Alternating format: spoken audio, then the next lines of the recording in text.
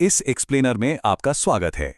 आज हम doctor APJ Abdul Kalam के उस शानदार विजन पर एक गहरी नजर डालने वाले हैं जो युवाओं, विज्ञान और आध्यात्मिकता की ताकत से पूरे देश को बदलने की बात करता है। सच कहूं तो यह सिर्फ एक विचार नहीं है, बल्कि एक ऐसा रास्ता है जो हमें दिखाता है कि कैसे विचारों की स्पष्टता एक पूरे समाज की दिशा तय कर सकती है। तो चलिए बिना किसी देरी के शुरू करते हैं। डॉक्टर कलाम की बहुचर्चित किताब इग्नाइटेड माइंड से प्रेरित होकर हम उनके उस गहरे एहसास को समझेंगे कि आखिर किसी भी देश की असली क्षमता अक्सर अछूती क्यों रह जाती है। और पता है, इसका कारण कोई बाहरी कमी नहीं है, बल्कि हमारी खुद की सीमित सोच है। उन्होंने बहुत ही करीब से महसूस किया कि हमें अपनी उन छिपी हुई प्रतिभाओं को पहचानने की सख्त जरूरत है जो हमारे ही अंदर मौजूद हैं। आज की इस चर्चा का रोड मैप बिल्कुल साफ है। हम इन 5 अहम पहलुओं से गुजरेंगे।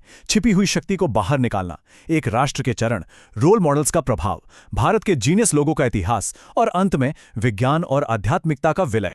तो सबसे पहले बात करते हैं छिपी हुई शक्ति को बाहर निकालने की, यानी अपने असली दुश्मन को पहचानने की। देखते हैं कि कैसे एक बहुत ही साधारण सी बातचीत एक बहुत बड़े राष्ट्रीय बदलाव का कारण बन सकती है। तो हुआ कुछ यूं था कि एक स्कूल के दौरे के दौरान जब देश में थोड़ा अशांति का माहौल था, स्नेहल ठक्कर नाम की एक बच्ची ने एक ऐसा जवाब दिया जिसने सबको हैरान कर दिया। जब पूछा गया कि हमारा असली दुश्मन कौन है, तो उसने बड़ी बेबाकी से कहा, हमारा दुश्मन गरीबी है। बस इस एक लाइन ने डॉक्टर कलाम के इस विश्वास को और पुख्ता कर दिया कि हमें बाकी देशों से नहीं बल्कि गरीबी से लड़ना है। यही वो असली चुनौती है जिसका हमें सामना करना है। अब यहां एक बड़ा ही सीधा लेकिन गहरा सवाल आता है, सपने क्यों देखें? डॉक्टर कलाम ने इसका जो जवाब दिया वो सच में कमाल का है। उन्होंने समझाया कि सपने ही तो हैं जो आगे चलकर क्रांतिकारी विचारों में बदलते हैं, और फिर वही विचार अंततः हमारे एक्शंस यानी हमारे कर्मों का रूप लेते हैं। बिना सपनों के तो कोई भी महान विचार पनप ही नहीं सकता। हमारा दूसरा भाग है एक राष्ट्र के चरण।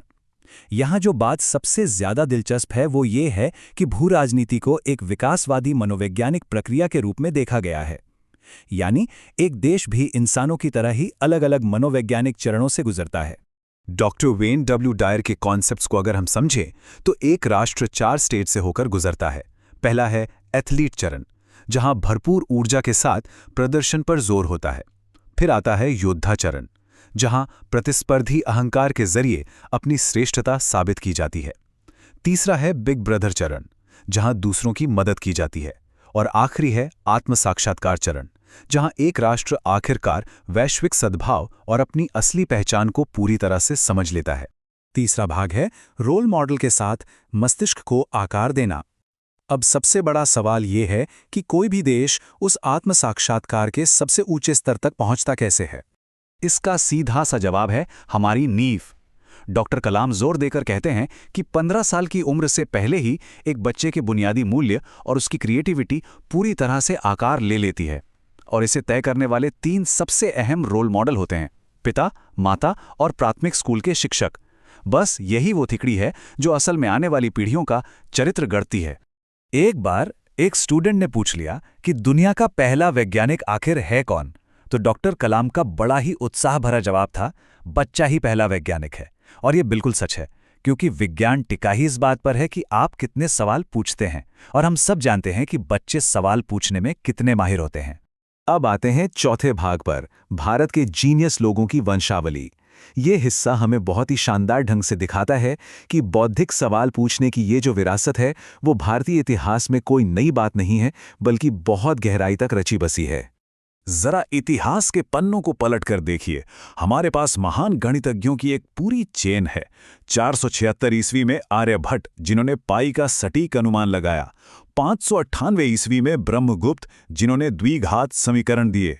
1114 ईस्वी में भास्कराचार्य और फिर 1887 में श्रीनिवास रामानुजन। इन महान प्रतिभाओं ने सदियों पहले ही बीजगणित और खगोल विज्ञान की वो नींव रख दी थी जिस पर आज की दुनिया खड़ी है। और ये कोई ऐसी वैसी विरासत नहीं है।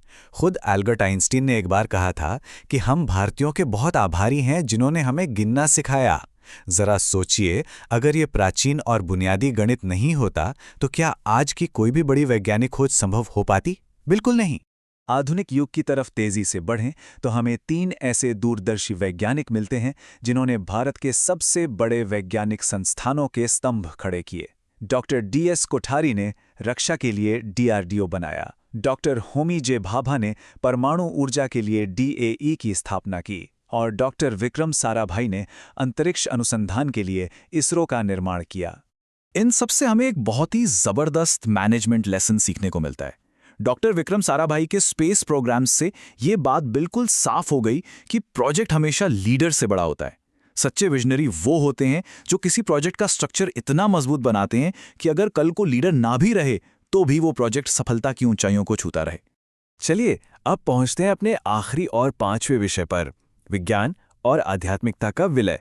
यह असल में वो अंतिम और सबसे जरूरी जोड़ है जो एक सच में समृद्ध समाज के लिए चाहिए।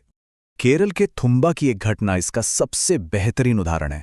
जब डॉक्टर साराभाई को अंतरिक्ष अनुसंधान के लिए एक चर्च के अधिग्रहण की जरूरत पड़ी तो वहां के स्थानीय बिशप ने एक बात बहुत ही खूबसूरती से समझाई।